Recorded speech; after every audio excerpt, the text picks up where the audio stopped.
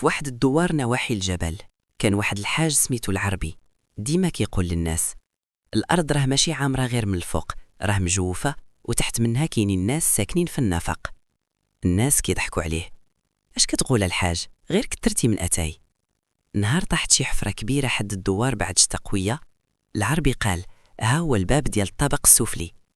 جاب ولدو اللي قاري شوية في الميكانيك وصايبو درون صغير بكاميرا وميكرو، سماوه الحفار 2.0.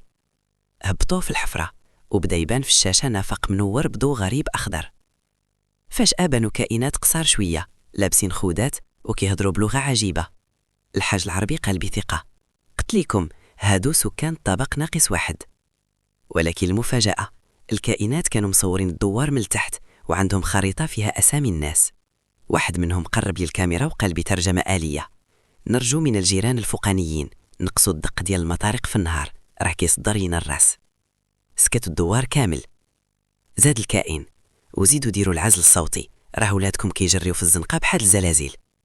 الحاج العربي دار نضعة منتصرة وقال شفتوا حتى سكان باطن الأرض عندهم شكاية للجماعة. ومن ذاك النهار الدوار ولا أول حي عنده علاقة حسن الجوار مع الكائنات النفقية.